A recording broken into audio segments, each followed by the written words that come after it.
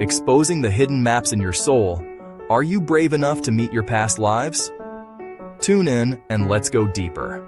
This Wednesday, February 4th at 5 p.m. EST, Shannon Scott returns with a brand new episode of The House Mama Show. Our guest is Brandan Debuono, a sacred space holder, blending past life regression, energy healing, and soulful coaching. Expect real stories, gentle probes, and tools you can use to clear energy and reclaim authenticity. Brandan will share practical, holistic wisdom, how past echoes shape present choices, simple practices to reset your field, and what it really feels like to step into your true path. Whether you're curious about regression work or just craving a soulful conversation, this one's for you. Hit up House Mama Unity and Community Podcast on YouTube, set a reminder, and join us live. Like, share, subscribe to support the House Mama purpose, because growth spreads when community shows up. Remember, we are all just walking each other home. See you Wednesday at 5 p.m. EST. Is life now. Hi, everybody. This is Shannon Scott, the host of the House Mama podcast. This week on the show, we have Brandan Debuono on. He is a friend of mine from Lancaster. I actually had been guided to him quite a while ago. He does work in the energy field. I actually didn't even know fully what he did, and I still don't. So we're going to be learning about him together today. I thought my assumption, which I don't typically make assumptions, was completely different than what he actually does. I do know one of the things that I'm very guided to him with is his past life regression work. My guides actually have directed me towards him to do my past life regression. My guides are very particular about who I work with, especially when it comes to my own personal life journey work. So clearly, if he's, someone that my guides sent me to and I was trusted with, then yeah, I'm trusting of it myself. So we have yet to do the past life regression, but I am really excited to do it. So we are going to learn about him together today. So last week we had Forrest Lang on. He was the author of the Angel Blue book, A Redemption Story. He spoke about his past, his current life, all of the, healing work that he had done. And it was a very beautiful show. Very personal to me as well, because we, share some same, qualities in our story, which, I mean, at the end of the day, we're all very much alike anyway. So right now we are going to do a replay from last week's show.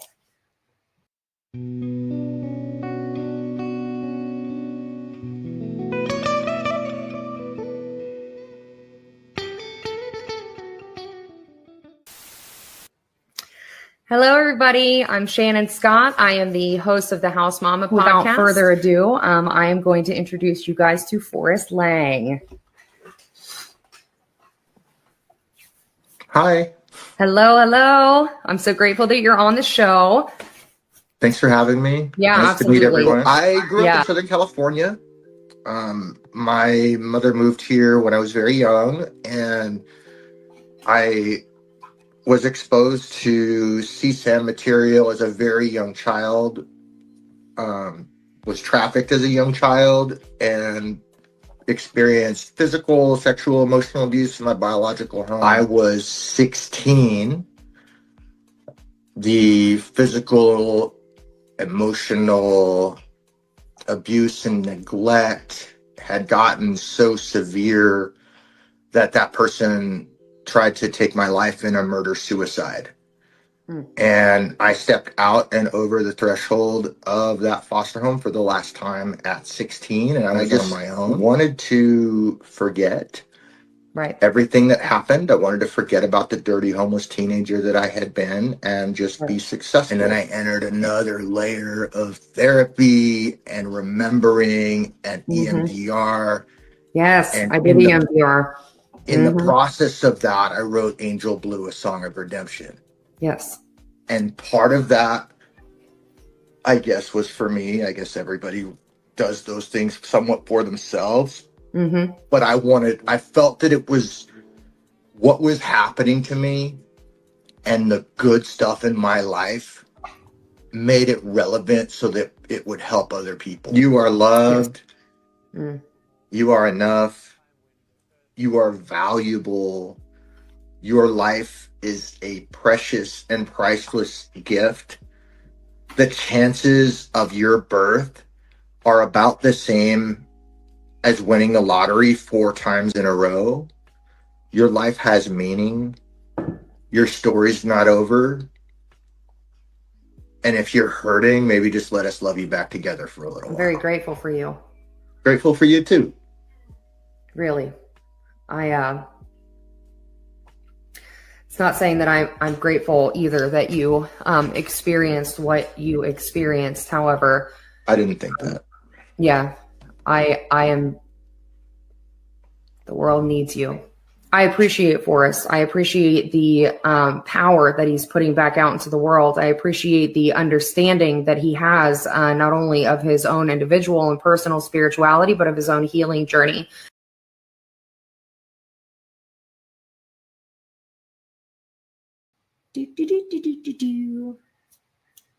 All right. That was our replay from last week with Forrest Lang. Like I said, it was a really, really great show. I'm grateful that he took the time to be on the podcast. So, and, you know, typically my shows run together unintentionally, but they do run together. And this week is no different, just like every other week. So Forrest Lang had spoke a lot about the energy work that he had done in his healing journey. And what I do know about Brandan is the work that he does with people in regards to healing, past life regression, and whatever else I don't know that we're about to find out together. But he does have very powerful energy, very powerful aura. I'm really grateful that he's on the show, and I'm actually really grateful to learn more about him and, you know, do some work with him as well. So without further ado, everybody meet Brandan Debuono. Hello. Hey y'all. Hey Shannon. Nice to be here with you. Yeah, I'm glad you're on. So I actually don't know anything about you like I thought I did. So I'm really excited now to learn, you know, more about you. I sat with Forrest Lang last week. I don't know if you know who he is. He wrote the Angel Blue Book. He's on Facebook and TikTok and, you know, had a really traumatic life growing up, did a lot of healing work and spoke briefly on his healing work. But it kind of ties in to this episode now. I want you to I want to know who you are. So I'm going to hand over the reins to you and tell me whatever you are called to tell me about what you do. Yeah, you know, I find that tends to be a really good question because depending on how I know somebody, they might actually see a very different side of me. It's also very frustrating for people in some contexts. So it's like always asking, like, I was told to talk to you and you can help me. So what do you do? Yep. And well, that's interesting because it's interesting in a couple ways. I mean, I've gone on the journey in many ways, if you would. I've always had a high curiosity and self-inquiry, which has led me to where I am now. But when I really try to think about it and who I am now and who I've been, which is why it's always a fun question for me too, because I'm always finding out who I am. Because yes, I've continued most of my adult life. I've been in a different place, doing different things with different purposes that are very different. A lot of versatile in the communities I'd go to. What I was interested in, when I was younger, sometimes I was just running away from things. But right. As I grew older and as my journey grew, I started to run towards things. And I think that is one of my biggest benefits for folks is I have been a lot of things. Right. So being able to relate and such, but also to know, like, at a fundamental level, stewardship is kind of like my goal. So I've always, asked the big questions ever since I was little, where are we from? What are we doing here? All the religious and philosophical questions. I kind of like made my job to answer and to integrate what that was to me. Right. When I was younger, I always had great support. I mean, I had an awesome family. It was always kind of a little bit different, and people allowed that to be. So I always had that opportunity to just not play any stories about who I should be. I always had the opportunity to just be whoever I wanted to be, which I think is huge when I look at a lot of struggles people are overcoming. But mostly, I mean, I'm Brandan. My interests change all the time. I mean, I do construction work. I'll do energy work. I'll go volunteer and play. With the kids in the rivers and just kind of like be out in nature. I mean, I'm very drawn to the natural forces and basic elements of the world. So I've always just had a passion to help, and I think that's why I learned to do all the things that I can do now. And I'm very versatile because as I was just grew up and just helped others and helped myself and just would be thrown into an environment. And I'm like, all right, well, we're all on the same team here. I think so. Right. My whole thing is just being so human, but it's such a basic concept, but it's such a difficult journey to understand because the identities that we tend to build upon, we continually, associate being these soul, these soul entities trapped in this human body, condemned or jailed by all these civilized concepts, and it's so as a practice, when I say like, hey, I'm Brandan, I'm a practitioner of sorts, my practice is about personal empowerment. It's heavy on discipline, practices for self-regulation, mindfulness, and body coherence. So really learning the balance of like the head and the heart and all the other hundreds of things that may or may not be happening within us, and really trying to listen to the common denominator. So we have all these stories going on in our head, in our bodies, our emotions, the physical, the mental, but they all kind of have somewhere in the middle a center. Right. So really staying present and staying balanced in that moment. And I mean, I think that's what it's all about, really. And what I find, it's also the same thing of compassion and love. Like whatever we're doing, wherever we are, this is it. This is what we're doing. This is where we are. The idea of, next week or a couple months, or this is who I used to be, or this is what I want, all dissolves when we're just loving the moment. Yes. And and what that could be 100 million things. Some people like consistency, and I've just learned that's just not who I am. So right. Yeah. So I don't know if that answered your question at all. Sorry, but no, it actually really did. That's a lot of the same with me. People ask me what I do, I just do what I'm called to do. So if I need to know something, if I need to walk someone through something, I'm able to, channel what I need to know to be able to help them. But I've also lived a trillion different experiences in this life. So I have that personal experience, so I don't necessarily have one area of practice. But so would you consider yourself like on a, path of a shaman? Because that's what it sounds like to me. Yeah, I don't like to identify in that way because it's a term, I found it. That term, it wasn't a term given to me. It wasn't adopted, but I do find that my way is a lot like that. Right.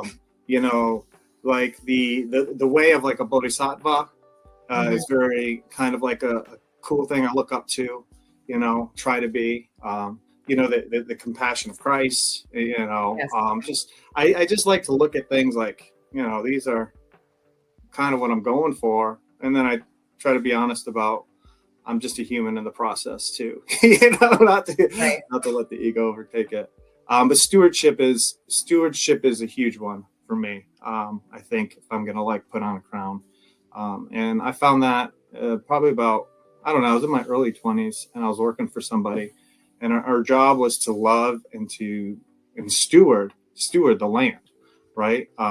So I was working at a business. So it's really about putting the ego in its place. It's a Right. beautiful tool.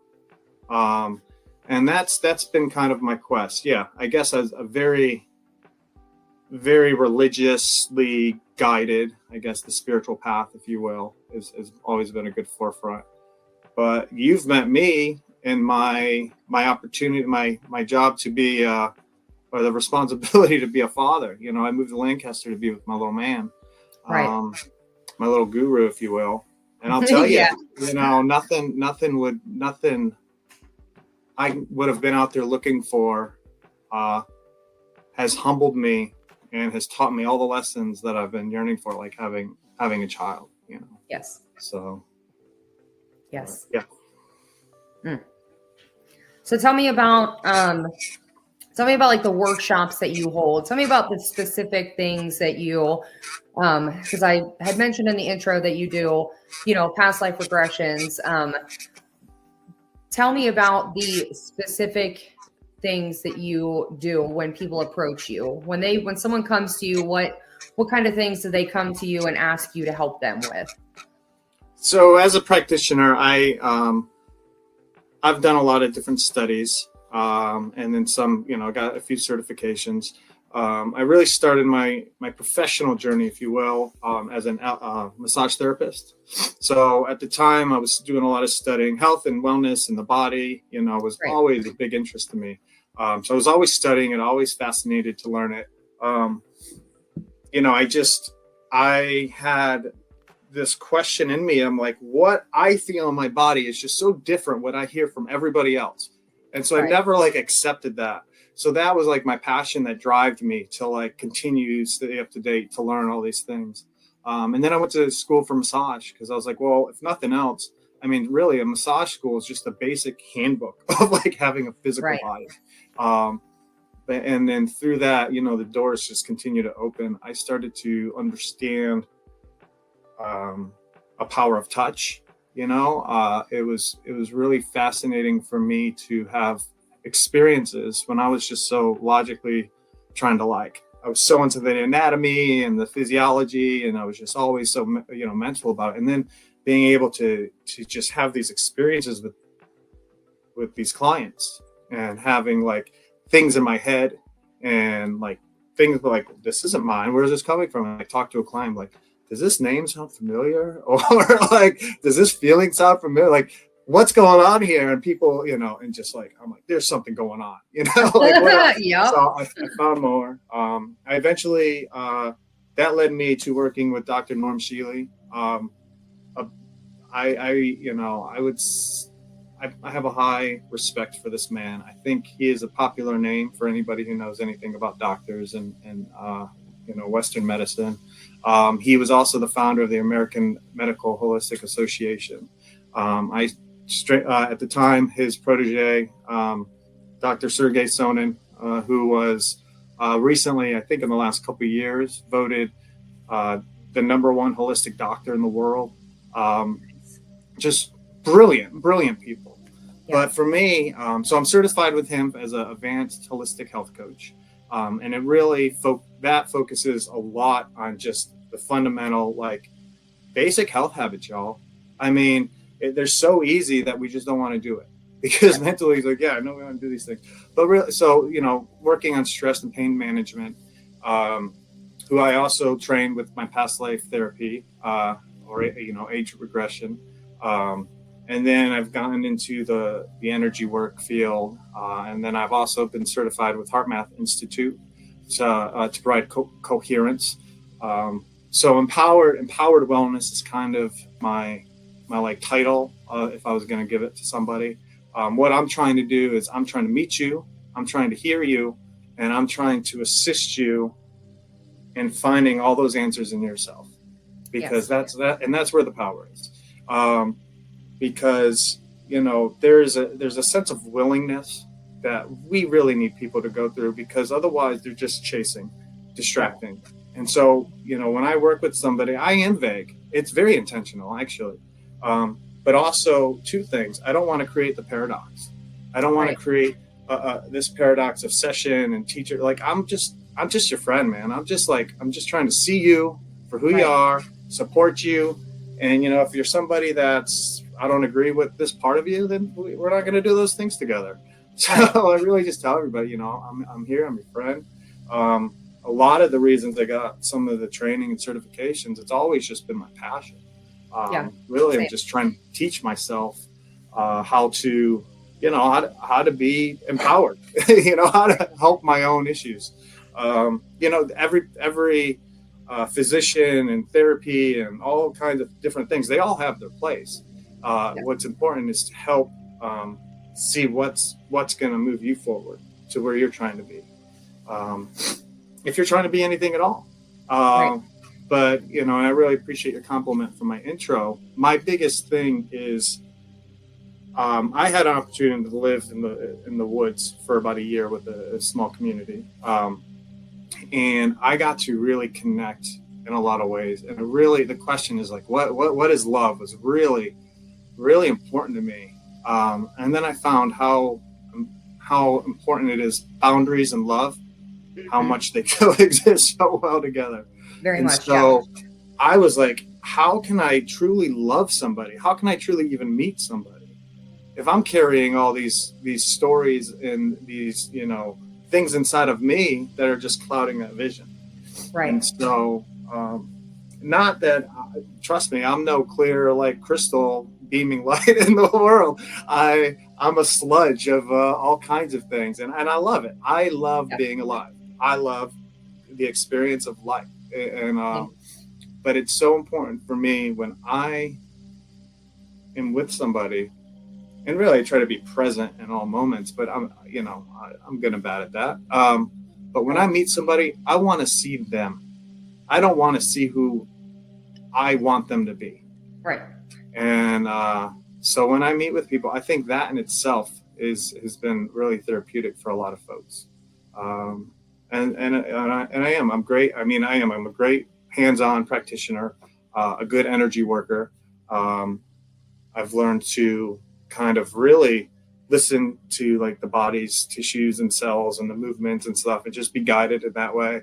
But then also really how to work with the energy, and the same thing. The more transparent you are and honest about, the self, at least I think, the more you can stay out of the way of helping, assisting somebody else. Right. And again, that's just really giving them the power back, you know?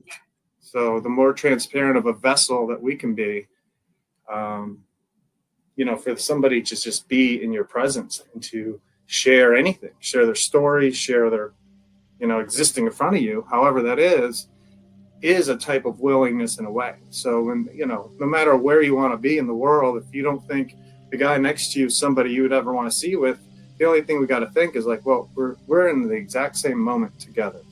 Right. So where's the value there? So, and I do a lot of coaching, I guess, or offer to do a lot of coaching. Right. So that's the health and wellness part. But then the other thing that I really bring in too is that we are human beings who have this whole internal universe, but then we're also in this world trying to hang out with everybody else doing the same thing, so we have these civilized natures, and so a lot of my couple years of like learning how I got into politics, learning how cities work, learning all of it, just to because that is who we are. And I just found that I'm trying to understand the government, all these really basic things, but really trying to know them on a very quality level, I guess, really understand, why do I listen to these rules? Why do I listen to these people? Why do I believe in these boundaries? And then digest them and be like, well, is that really who I am? And then the ones that I find that I don't, I just try really hard not to, be a part of it. And then really trying to find the balance of like, how do we just have a regular day, go get food, go live in anywhere, while you live in a city. There's a constant understanding of like, how are we relating in this world? And so I think when I talk to people, I like to really bring all this little mundane kind of day-to-day behavior patterns and really hyper focus on them, because I'm like, that is where the story is. That is where belief is going. That is where our body is either, excited to go out and do it, or fighting, being like trying to knock on your door and say, we don't want to do this anymore. And that's when the disease starts to kind of grow a physical presence in us as well. Yes, very much so. Yes. So what would you say was the turning point when you began this journey? Well, it's kind of interesting to know, because if I really were to go back, super young age, when I started asking questions, of like, believe. I grew up in a very faithful religious practice, going to church with mom and stuff, and doing. Can I ask what religion, just out of curiosity? So I was raised Catholic, born in New York, raised Catholic.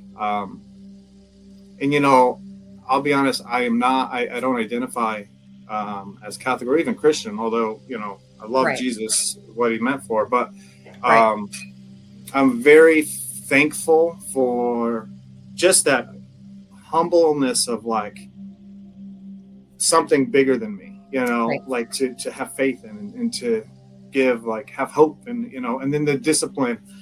Catholics are very, very routine, very repetitive, very disciplined kind of faith.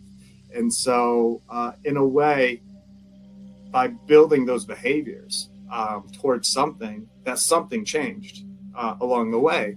But so when I was very young and I started to ask questions like that, I think the very first question the one that really opened my door was like, forever. What is forever? We're going to die, and try to imagine what that is. And then for like a week straight, I was like maybe 6 or 7. I would cry at night thinking about this until I just was like too scared and went away. And then one day, I think, I was thinking about it, and I just realized, like, I can't answer that. I was like, even if I was intelligent enough to like give an answer, it's so beyond my understanding and limitations as a human being. And so to be humbled to this, just something bigger than me, and that, was a huge turning point. Well, I guess I want to say it was a turning point. It was a starting point, really. Right. But it always sat with me. So everything, as life was happening, I'd always return back to this feeling and this question. And then growing up, learning about just the basic toxic, poisonous things in the, and I like to think our body is a lot bigger and better than, we give it credit for at times. But like all of these toxins and these poor diets and all this stuff, I first became noticing of that when I was using deodorant, fragrant deodorant or whatever, and my body didn't like it, and it just didn't make sense to me. And then I started to like really be in touch with my body more, understanding like this isn't right. And so learning more about how to make my own deodorant is what I learned.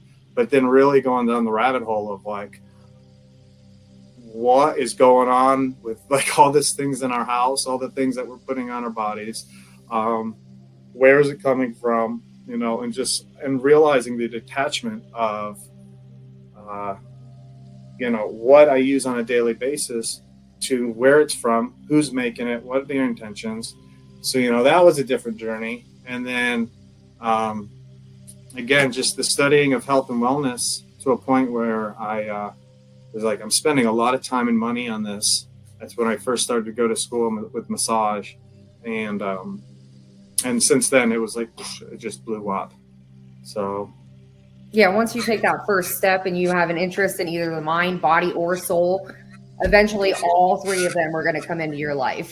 So once you master one of them, the universe is like, I see you, and they throw in the next two.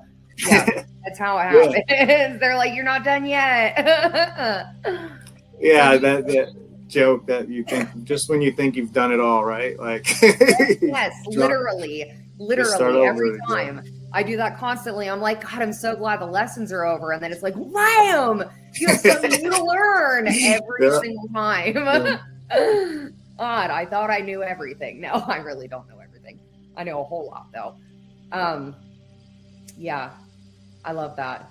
So you literally you walk the talk 100%.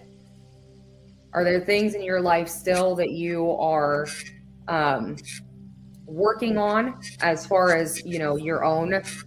Is there anything, what do you feel as though you're working on to master next? Well, I'll tell you right now, to really humble myself, I have been the least desired me today than I have been in my whole entire life. Why so as far as things to work on, everything, really, all the time, why do I say that? Is because I got caught up with, I kind of fell into fear. I was very fortunate for most of my life to just be avoidant of what that meant on a true level. And I lost myself. Yeah, I think I lost myself. And so it's kind of fun in the sense of like, well, who I was is not, I moved here to be a father. And so up until like that point, I told people all the time, I'm like, I've done a lot of things, but consistency isn't one of them. Mostly with staying in like one place. And so, yeah, I really have been putting a lot of questions back into, recycling some old habits and core questions. And, when you have a little being that you're responsible for, who is kind of perfect, the weight of that and all the things that so I did, it's a different story, but long story short, I got caught in the fear. And I went against my grain, about who I am. Which is why I teach about the self-regulation and the mindfulness and the coherence, because the one thing I've always been able to do, whether I didn't, it took me a long time to understand it, but just really having faith in my body and knowing that we have, and I've always pushed my body, try to do a lot of different physical, feats, nothing one specifically I soared at, but even when we were younger, especially boys and kids and being rough, like beating each other, but like really just testing limits. My whole life, I've always tested limits. And so, yeah, when people are like, well, this is what the body can't do and this and that and all these other things. And I'm just like, wow, I don't think that's right. Like, let me go figure that out. And I did, but now, so one of the most basic things, I like to teach people, the tools like muscle testing. I don't know if you're familiar with that. Yeah. But once we get, so good at muscle testing, we can literally the fundamentals of how it works are the same presence of like, my body is just falling in love with this idea or it's fighting, right. What we're doing, and to be able to feel that in everything you're doing in life. And I've been going against that grain, and because I've been making the excuses. So it's been a really humbling experience, and I'm really excited to see, what's going to come out of it. Because, yeah, but in the meantime, it's been really cool too, to be in a place that I normally wouldn't try to be at. and really just falling in love with it, for what it is, and just being very grateful for what it is. Again, even though it's like different than what I've what I would love. So I love this opportunity of finding out, like, well, you have all these thoughts, you have all these ideas, you've been in a lot of brilliant places. Like, how much can you do? And so that's what I'm out here doing. I'm preaching about the things I believe in, and I believe in community. I believe in people just like, let's get our fundamental needs met together, and let's just go have fun, and let's learn who we like, let's learn who we are, and let's just like stay in our lane and respect that, like, hey, like they could do that too. Like, but Yes. let's, because I don't know, it's so hard to think, like, it's so hard for me to comprehend somebody who just wants to be an evil person. I think there's I don't know. I mean, but there's horrible things out there, right? Like, so, like, trying to answer that question, like, how can I most see that with love and not with like fear or emotions or any of that? And so, yeah, I don't know. So Shadows, attachments, generational curses. Some of them just flat out are not. They're different species in human bodies, so it's very real. Yeah, I've encountered quite a bit of darkness. I work a lot with dark, and there's some things out there that their only intention is to try to dim light. So I know honestly, the vast majority of people in this world are not here to intentionally hurt other people.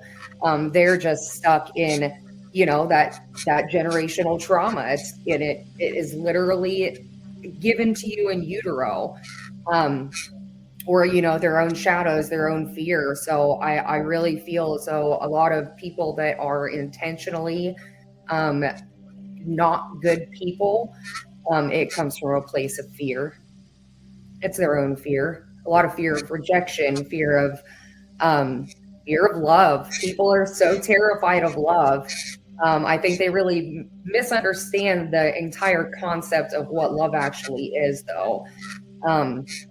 Yeah, distorted self-perception. So that's a lot of what I work with, at least, is a lot of people that don't see themselves for the incredible people that they are, because they've been told for so long that they were the opposite of that. So then they became exactly what they were told they were. So, yeah. Yeah. Mm. Yeah. So how much, Go ahead. What? No, you go ahead. Go. I was just gonna say, I really appreciate how, because that's the question, right? Like, and I really like how you kind of laid it out. We have so many different stories and so many different, attachments to all the different reasons. Like, so many of us are holding this, and what I love is how much beauty most people really are.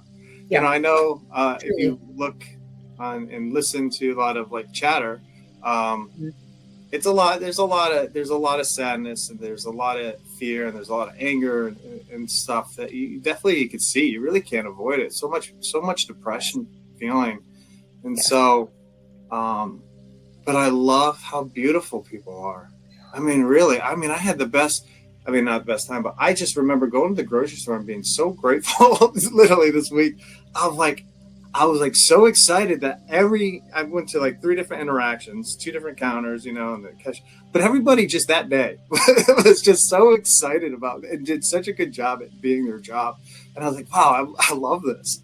Like, it was the most basic kind of nerdy thing like I could be saying right now. But I was like, I went to Kroger and I was just like, dude, the guy at the deli counter was just like loving answering the questions, like sharing his stories, like just being humans together. And I was like, cool. And then, just the lady at the, I don't know, man. It was so cool. But anyway, sorry. I'm very much appreciating that. But yeah, that's what I kind of like, I appreciate you pointing out is all those stories, right? Mm-hmm. That are inside of us. So why do so many of us, overcome those, and why do so many of us don't? So Fear. what is the evil? What is the pain? And it's just like, and I think it's that weakness to those stories that hold us back from being that beautiful self that we need to be. Yes. And so by support, and so my thing is like by supporting people, and again, seeing people for who they are, and not letting, not being nice. I mean, I wouldn't really say I'm the nicest person, I'm not either. I'm gonna love the hell out of you. If you ask for anything, I'm gonna help you. Like that's all I do is help people, because that's what it's all about, right? And then just making sure I'm taking care of myself so I can do it appropriately. And so, and that one's a good balance right now. I'm not on that one, but yeah, I'm still doing the things, right? Yes, you really are. You really are. I always say I'm a good person. I'm not a nice one. Clearly by what I post on Facebook. I'm not very nice. I'm well on my way to being America's most hated woman. How can you be living your truth if you're so sensitive to hurting someone's feelings? I mean, you can't. I love people enough. You have to love people enough. I love you enough to tell you where you're hurting yourself. I love people enough to tell them they need to remove themselves from the decisions that they're making and make a more centered and aligned decision. We're really programmed right now to believe that, one, we're paying, money out the ass in taxes. So people are looking for those better paying jobs. When I first started farming, I'll never forget, Sandy was my boss, still just the woman holds my heart. One of the most important things that she said to us was that she's not going to place someone, even if you know the job, she's not going to place you in that job if it's not something you enjoy doing, because you're not going to A, live up to your potential, and B, be happy. So a lot of people are really stuck in that just doing what they have to do to survive. And they're in miserable jobs, they're in miserable relationships, they're not happy with themselves, because they're not doing what their actual purpose and love and joy really is. So, but it's really hard to break people out of that, because, man, you have to survive, you have to make money to survive, but people are way too deep in survival. They're not doing what they're called to be doing, what their heart wants to do, what their soul wants to do, what makes them genuinely happy. And people are also really afraid to talk about, the things that have hurt them in their lives. I am not. My family was terrible. All of them are still very much alive, and they all watch my podcast. But yeah, the things that I had to realize that I was very much a scapegoat in my family. And for years and years and years, I was chasing a relationship with all of them, individually and independently. And I just had to shed that skin about a month and a half ago. I actually went and sat with two pastors at a Baptist church for about 3 hours and went through deliverance. And not because I'm religious in any way. I've actually had to sit with a lot of people over the past 2 years, all in their own respected denomination, because, my biggest journey is learning about the kingdom of God in its entirety. But what I found out about myself was that, just like Mary Magdalene had 7 demons rid from her, they were all her demons. It was her shame, her guilt. You know what I'm saying? Though, man, I have never felt something as powerful after all the work that I did. I mean, pretty much my entire life. It came down to, realizing that I was living as the person that I was told I was. And that was not in any way who I am or was. I really learned my worth.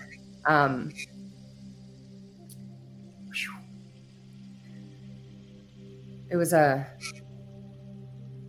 incredible. Yeah. So a lot of people are really stuck in that. It's hard to face your generational trauma. It's extremely hard, especially if your family is still alive. It's very, very hard. I work with a lot of people in that area, having to tell them that they need to actually walk away from their family and still hold that space. If your family decides that they understand what they've done and they come back, you allow them to come back with that forgiveness, because you realize that they too were products of their own environment. So yeah, generational trauma really destroys people's potential and creates a lot of hatred in people. So then they begin to take it out on everybody else, except for their family, because they don't want to face their family about it. It's a very powerful dynamic. It's very powerful. But it all starts with self. It starts with you. And because of that, just like you were saying, that mind, body, soul connection, you knew I was really sick. I actually came to see you. I don't even remember how long ago it was. A year? Was it last summer that I was there? Yeah, something like that, I guess. Yeah. And I was still really super sick in that time. I'm almost completely better, but I had experienced so much stress and trauma, and had held my breath for so many years and had not actually spoke for so many years, that it literally almost killed me. And I had to fix everything in my body, clear down to my tendons. It was completely devouring my entire body, and it had been my entire life. So yeah, a lot of people don't realize that their trauma is causing that much physical distress in their life. So yeah, it's pretty powerful. Is my microphone making weird noises on your guys' end too? Or is that just on my end? No? It's doing it on purpose. I don't know, mate. I don't know. Oh, yeah. I feel like you're in a moment of peace, though. I feel like you're being called to sit where you're sitting with your son in the discomfort that, well, not discomfort anymore, what you would have naturally found to be discomfort, instead of, going. Oh no, this sucks. Yeah, no, it's just there's a lot of suck involved, right? Well, I mean that's the thing too. It's just like there's no perfect moment, dude. Like no, like no, this is it. Like yeah, you don't like the way you're feeling. Okay, we'll change, right? Like doesn't matter where it's coming from. Like, right. And that's that's the thing too. It doesn't matter where it's coming from. It doesn't matter if you signed up for it or not. It's nice. Right. I would imagine if you did something wrong, there should be, not should be, but I hold regret in my heart. So I don't like that. I like to do my mends. I'm not perfect, but and I've learned a lot. God bless the people that were there to. A lot of my figuring things out for the people ahead. The ones now that I can help with. So, but what you're saying, it does run deep. But that I guess is what I'm thinking about. I mean, if we know enough that once we're aware that it's there, it doesn't matter. We got to do something about it.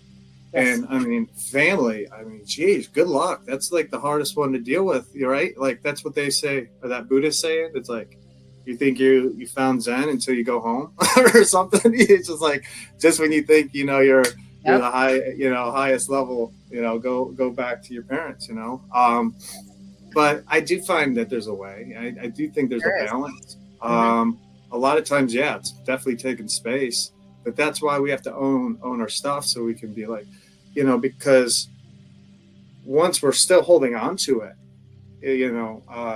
we're giving it back. We can't have those honest conversations. Once we accept, like, okay, this is who I am, and this is what I don't want, and then this is what they think, and this is what they're saying. Okay, is that true or is it not true? And then you're not kind of creating a pattern where it's just like back and forth, back. It's just like you could just stop it in its tracks and move on. And if we do that enough, you know, to the people in our lives we're never going to say goodbye to, right? Like, Yes. And also the people we love the most are the ones that drive us nuts the most, right? You know, so those, because there's gold there, you know, that's our lessons. You know, that's why, you know, so with past life, you know, it has me answering a lot of questions. When I do past life therapies, I don't go big into the reincarnation of things. You know, the stories I've heard, I mean, it's hard to kind of say that there's just something not bigger happening, you know, but I like to focus on what it's doing in the body. Yes. And so you know, prior to this, you know, you said you thought I did more work with Carl Jung, but I collaborate a lot with somebody that does. I work with Carl a lot, and I find that system fascinating because you know, the shadow work is big. It's huge. It's a huge just mind of all the things that we want to work on and do better about ourselves and figure out. But there's that trick too. Like once we know, like we can't unknow. Yes. We've learned to bury things, but you know, once you know, I feel like if you're the one, and look at you're doing it right, you're doing the thing, yes. You're shining your light, you know, yes. And so, and that's you died, right? I wasn't dying, man.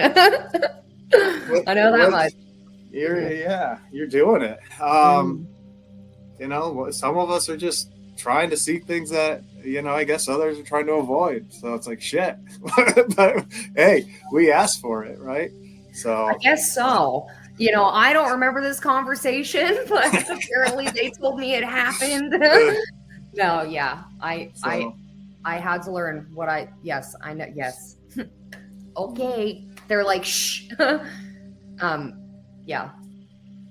I had to learn everything that I learned in this life for a very particular reason. So, yeah. Hopefully we're done now, though. Hopefully we've learned enough. I don't ever want to think I'm done, right? Where's that? But I guess, you know, yeah, that's, I mean, I signed up. That's the thing. I mean, I joke about like, oh, I'm miserable, but really I'm not miserable. Right. But it's been the most unhappiest I've been with myself. But I mean, I love myself. I mean, I'm cool. I'm not perfect. And definitely I don't love where I'm at and what I'm doing a lot, or some of the things, but that's my choice. Mm-hmm. Every single part of that I chose. Like, I like to get it out, but I put myself there. Right. And that's where I think I've been unique from most people who, I find like people around, you know, I don't know, maybe in general, maybe it's just where I'm at in life, but I've been able to escape that my whole life. And now I'm kind of living the life most people like graduate high school and boom, they start doing this traditional thing. Yeah. And so I am just so thankful. I played to be an idiot so long before I had to like have this step of like this part of the journey. And so, I mean, I'm a hell of a lot smarter than I would have been. And so I'm very thankful. I have a lot of these, and that's the other part of what I do too. I think you're getting at before is, so I have a house now. I'm a community, you know, supportive community, which means going out there, helping each other. So I work in this festival, the Grassroots Festival, where they have this healing arts group that I'm a part of. And I just love the concept. So I try to bring that here. And so the way I see it is healing arts is a group of people throughout a musical festival. They've been doing it forever. And Joanne, who I have known to run it forever, it's like the whole thing is like, okay, here's the festival. We are the light workers, the healers, you know, that's the big part of their community. There's a station in the festival grounds where people can come and learn, get different modalities. They have free classes. It's all free. You know, there's acupuncturists, you do yoga in the morning. There's training. People bring all these cool sound machines and different, like all the the beautiful people out there doing just some really cool stuff, right? Yes. Just to be there to be like, hey, if you're having too much fun or you're getting disassociated at the festival or whatever, like, come here, come ground down with us, you know, because festivals and music, all the things, Yeah. you know, you're up there. So it's a nice grounding support system. And then it's grown into another thing. It's just like we're involved with everybody, you know. So I'm part of the massage team, so I get to go do like the backstage and such. But like but it doesn't just limit to just the healing arts section. It's if there's litter on the ground, you pick it up. If somebody looks like they need a drink of water, you go get them. You know, you're just there for people. So the whole intention, you know, they have folks who just walk around at night, just making sure anybody might be passed out is, you know, hydrated and safe, and people who, you know, just looking out for what could or could not, you know, potentially be happening that we don't want to. And so just, you know, back to me, that aligns with like the stewardship, right? Like, right. And so I'm trying to bring that here in the community by opening my house, be like, hey, I mean, I got a life, you know, but I try to find it important to make time to open up my time to help others and to offer my space. So we host classes here, events, you know, I've collaborated with a few others. So I really try to find somebody, oh, you have a passion? Cool. Well, let's go teach it to the world. Like everybody wants to know these cool things. And so just bring people together. Yes. So, yeah, the healing arts is just a way to really connect a core group of people to really start spreading that into the day-to-day. And I think, you know, this town, there's a lot of that. There's a lot of beautiful heart in this town. Yes. People just really just loving and supporting. At least that's what I appreciate and keep looking for. And I'm just trying to do the same. You know? So what's your future look like? In which part of it? I don't know. All of it. All of it. What are you going to do with your work, with your energy work? What's your plans for you? What would you like to, you know, focus on next? So I always just kind of went with the call, right? Just kind of look around and be like, all right, well, what am I doing here? You know, I'm doing a lot of home remodeling and construction work. As kind of like, that's my payment, but it's also just a different way to help and help others and spread the love. And that's been really cool. It allows me to make my own schedule. It allows me to have a ton of resources. But it comes with its ups and downs, but I've been focusing on that heavily, but I do also, and it also supports, you know, these other hobbies, you know, you could say, or these interests that I'm trying to cultivate, help support that. So I don't know. I'm going to keep being here for folks, be like, listen, I can do a lot of things, you know. How do you want me to do it? You know, I manage websites for people now and again. I do logos for folks now and again. You know, I have a graphic design degree. So it's like, hey, who are you? You know, you need me to, help you do this, or, you know, where's your passion? Like, let's just support each other. I personally would just love to have a tea lounge, really, just kind of like a community center in which offers a non-alcoholic environment for people. You know, if you look at nature, where does everybody have this common ground of like respect, right? You know, at the watering holes, you know, you look at these, so, and you see it, you know, we're just naturally, we do that. And to have a place where you could just go and be and have tea has been one of the most important things for me in my life, especially traveling and being on the road and stuff like that. And so I'm just trying to bring, you know, it's something I love to do, and I'm trying to share that. And so it's a place where people can congregate, learn from each other, host classes and events. So really everything I'm doing is kind of leaning towards trying to establish kind of a brick and mortar place like that. I keep hearing you should teach. Well, I mean, I know some things. I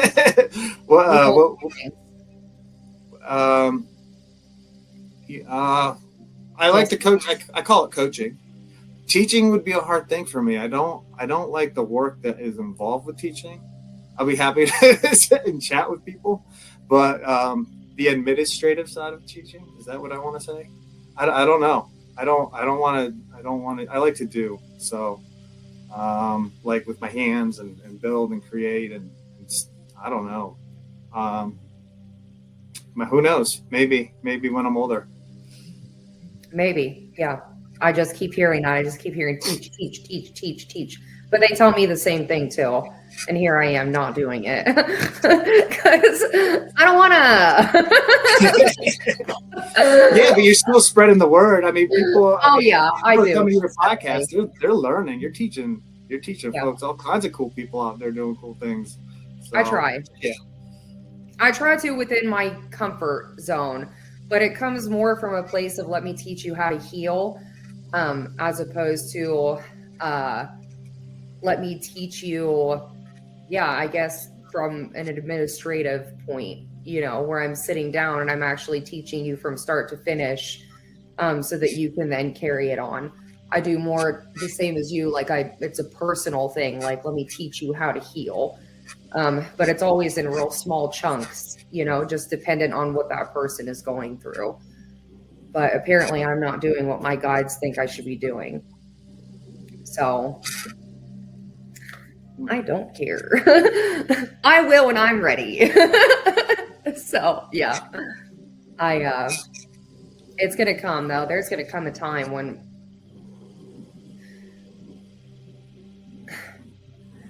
people that are blessed to have such a plethora of knowledge, they're keepers, and that's for a reason.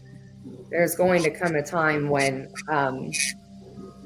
we are actually going to have to teach. Well, I mean, I guess we don't have to do anything we don't want to do, but we will choose to teach so that it can be continued on. So, and I'll be ready when that time comes, but that time isn't here yet. So, yeah, it's creating new once we separate from where we're at now. So. Yeah, I think it's wild out there. I'm so curious what's going to happen. So, yeah, I mean, I'm here for it. I don't know where else I'd be. So, Right here for it. I'm here for it. Yeah. I mean, it's going to be like anything that, ends there, there's destruction and ends.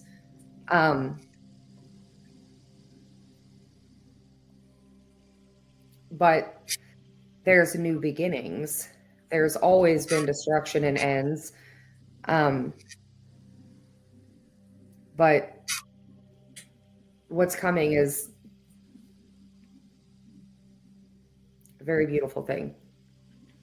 That's all I'm going to say about that. I could say so much more. I'm just called to be very quiet at this point, I guess. We have to let people choose for themselves. So I say what I can without trying to, I guess, instigate fear. Because fear shows up in the body, and then, people won't be prepared when it does happen, which will be within the next couple of years, about 2 more years. This is about a 5-year long journey of destruction that's happening right now. So, yeah. You'll teach. I'll see you there. All right. Tell me when class starts, I guess. I'll be there. Class started when you were a child and you decided that this was what you wanted to do. So that's when class started.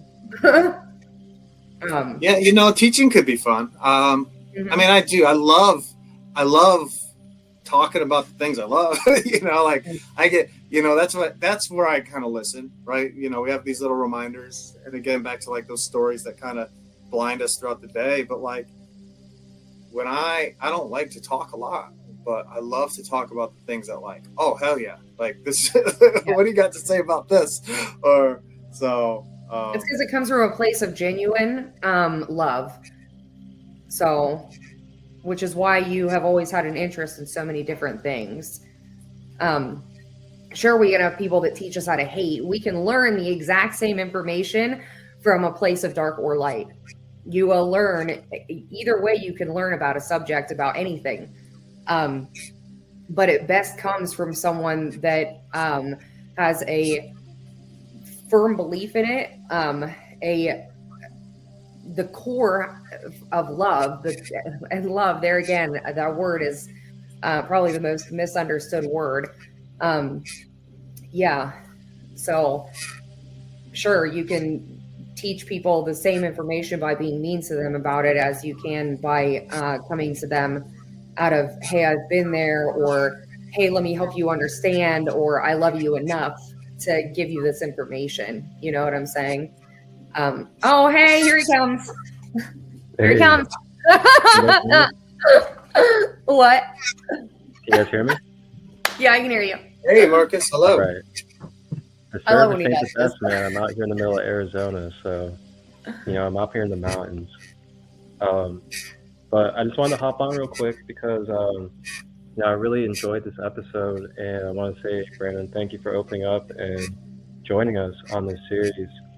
There's a lot of similarities in our path of the way that we intend to do things and the way that we move, especially when it comes to service of others first and community, and just getting the picture of, being the self that is a part of the whole. So, putting the service to others is putting service to self as well. But the reason why I wanted to come on is because I would love to invite you to have a conversation after this sometime and talk about the things that we're doing for community, because I'm someone that's very passionate and base my life off of building community, whether it's local or around the world online. I also have a community that Shannon's a part of and many others, and I think it might be something that we could definitely resonate with. So I just wanted to come on. Thank you for your journey. Thank you for this episode. Shannon, thank you for hosting. And yeah man, I'd love to talk after if you feel open to it. Yeah, I'll be around. Thank you guys. Thanks for having me. This was fun. I appreciate it. It was fun to do the thing with you, Shannon. Yeah. You're going to be teaching. So I hear. Yeah. I know things, a couple things, one or two things. Yeah, you're going to be teaching.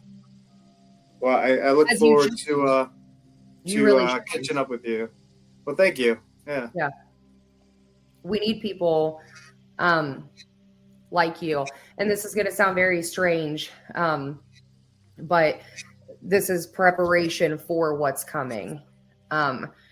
There has to be a rebuild, and the rebuild has to be from people. Jesus said, light as a feather. Is your heart light as a feather? I've worked with a lot of spiritualists that their heart is very heavy. They're very angry. I don't care how much information they know.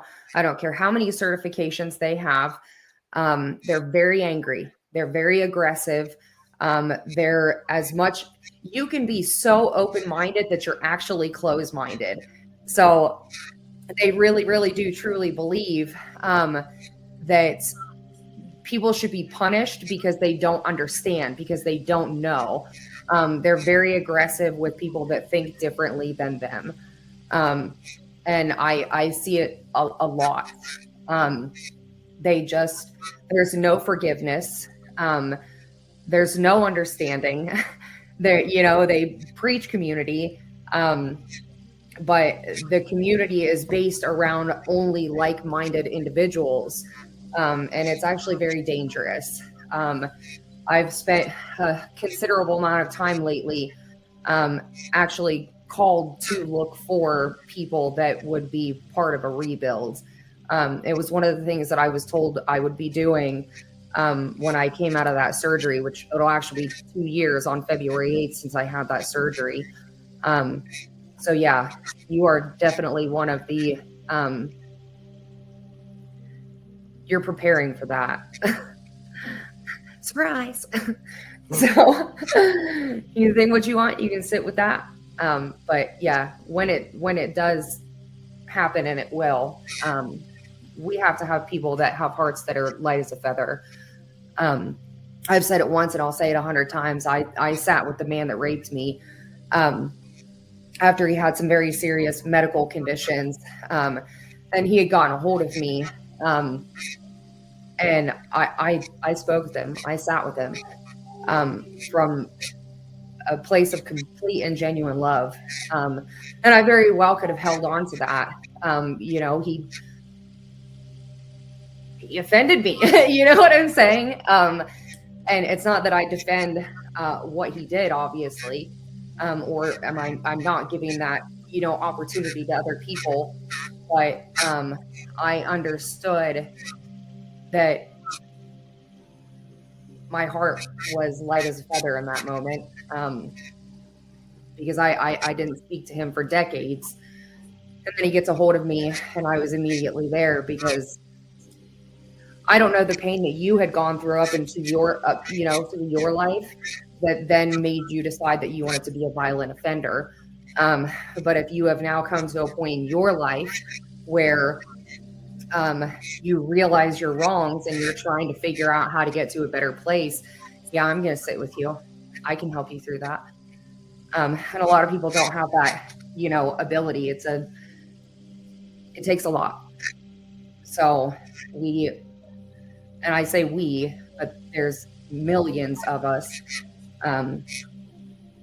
We have to have hearts that are light.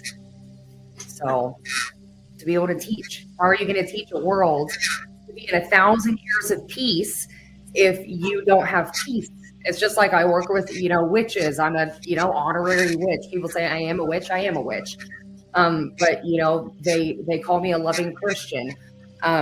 I try to teach witches that black magic is completely unnecessary.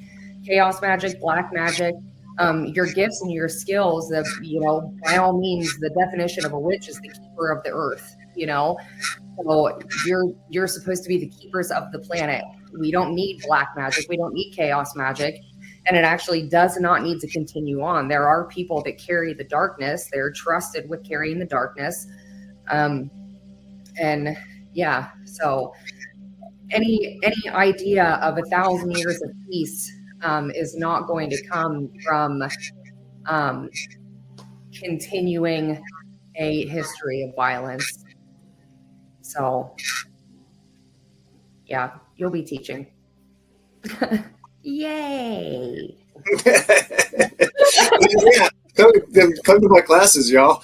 No, but seriously, it won't even be like that, though. It won't be like, in class, like classes in session. Well, I do. I mean, I do.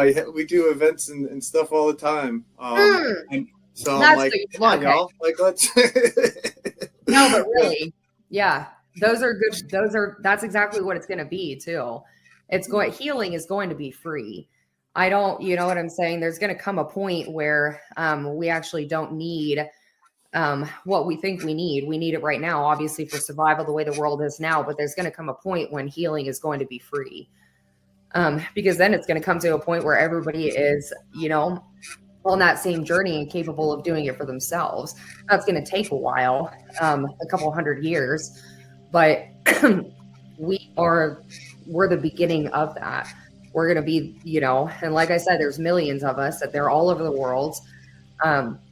We're going to be the ones that, they speak about. So yeah, we're teaching it. Well, I mean, if we're at the start, let's get started, y'all. Come on. Come on. We're trying to conserve our energy, which is why you're sitting duck right now. Yeah. You have to learn about home. You have to learn about family, because that's actually where it begins. I've said it, my only bio on Facebook, ever since I've had Facebook, it's always said, if you want to change the world, go home and love your family. And I'm very big on family. I'm very big on family healing. My kids and I, it's insane what has happened to my family. But yeah, that's exactly where it starts. That's why you're sitting now, because you're now learning home, family, stability, quiet, calm, peace. Yeah. And you're also preserving your energy. So that's just what I'm hearing. It'll come. I'm in the same position. I'm called to be quiet and preserve my energy to the most that I can. Focus on my home. And then when it comes, and it will very soon, it's already here. But when it comes in its entirety, then yeah, we have the ability to help in so many different areas because we were called to learn so much in life. So yeah. Yay. Yay. Anyway. Yeah. That's mostly what I do. And I love it very much. Very much. I'm very grateful. I'm very tired. I'm very isolated. I'm very alone. But I'm very grateful. So I still want to do my past life regression with you, though. Yeah, let's do it. Well, I'm grateful that for you to open your doors for me to be a part of it. I was called to you. You know what I'm saying? I listened. You answered. Well, then you answered. So thank you for doing what you've done with your life, with your work, with your soul, your healing, your journey. Because of what you've done, I was pointed in your direction. So I didn't go searching. I listened. It was the same thing as when I met Marcus. I was specifically called to Marcus. I'm specifically called to very, very certain people. Yeah. So thank you.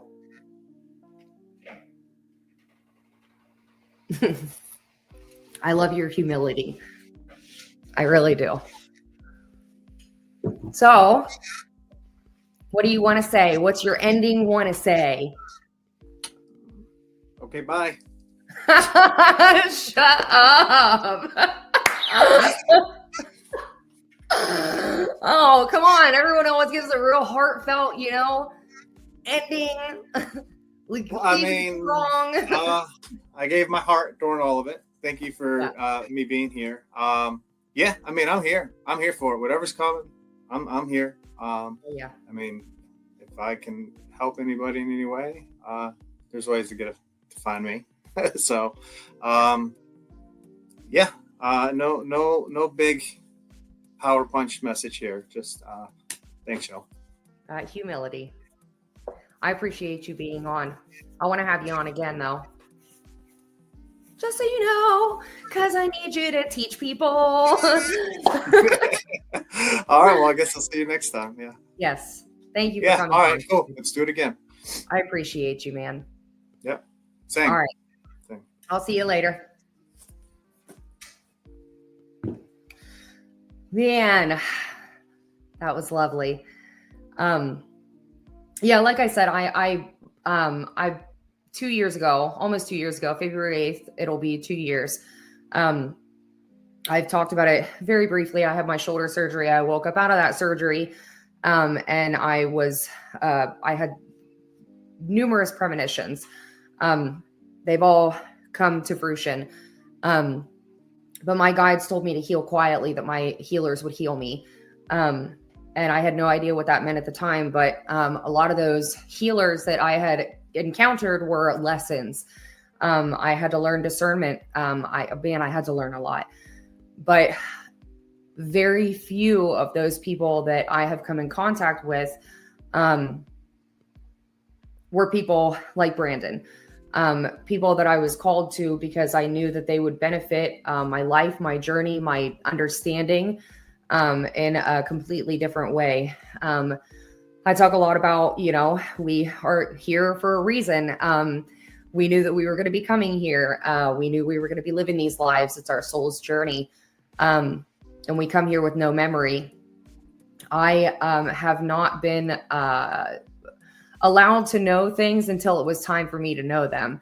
So I was very, very grateful when I actually kept seeing Brandan popping up on my Facebook page over and over again. I was like, I don't know this feller.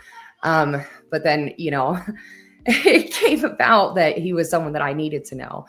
I remember asking him, what can you teach me? I'm supposed to learn something from you. And I very much am when I'm ready to go do my full past life regression. That's who I was called to do it with. So I'm very grateful for the people that are on this show. They have something very special, very beautiful that they can teach the world. And Brandan's no different. He has a plethora of knowledge, very humble, fantastic aura, great energy, love for community. It's everything that you would want from someone when you need someone to go to that is a safe healer. I'm very particular about sending people I know to healers because some of them really are dangerous. Just to be completely honest, they're dangerous. Brandan's not one of those people. I'm very grateful to know him. And I'm grateful that my guides led him to me. I appreciate the work that he does, with the mind, body, and soul. A lot of people want to heal, but they don't understand that a huge part of your healing is how you take care of your physical body. If your physical body isn't in alignment, then you're not going to be able to fully heal the mind and spirit.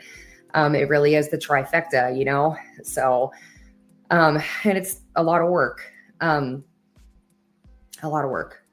So yeah, I'm extremely grateful for his knowledge. He does hold, I don't know what they're called, little group things where people get together on like a Saturday afternoon and, he does breath work. Like we briefly discussed, what's behind the mask, like the masks that we wear, which he does with a woman that he works with sometimes, Clara. They are on his Facebook page. He always posts them as events. I highly recommend that people check them out. You don't have to be nervous. You don't have to be scared. You don't even have to participate. You can just sit back, watch, listen, absorb. But he is definitely someone that I very, very highly recommend to other people to reach out to if you are in need of some guidance. Even if he hasn't studied it, I am certain that the information is going to be given to him. When you have that kind of knowledge, it's not hard to move through your mind rather quickly and come up with the actual truth of what the solution is that you need. That's the glory about practitioners like Brandan. It's a gift, and he's very gifted. So I'm going to cut it off because you guys know I'll talk for 87 more minutes. I really appreciate you guys watching this show today. And if nobody's told you, I love you. And we are all just walking each other home. I'll see you guys. 5 days in Costa Rica paradise with mind, body, emotion ceremonies for only $1,666. I am talking about the Sacred Light Spring Retreat happening May 2nd to 6th at Jocko Beach, hosted by shamanic energy guide Marcus Crystallite, his queen Rhonda Clark, and his family. Picture this. You are staying right on the beach at Jocko Bay Towers, experiencing sunset sailing, legendary waterfalls, and connecting with sloths and monkeys at Manuel Antonio National Park. Your days are filled with cacao ceremonies, beach yoga, divine union teachings, and sound baths, while your evenings feature heart-made vegan meals and bioluminescent adventures. Airport transportation included, payment plans available, but you will need your passport ready. For just $1,666, you get 5 transformative days with your soul tribe. Quick spaces are limited, so register through the Jotform link below or visit li.sten.2 Sacred Light Retreats. Questions? Email Marcus at marcus.23@gmail.com. See you in paradise this spring. Wholeness, balanced love.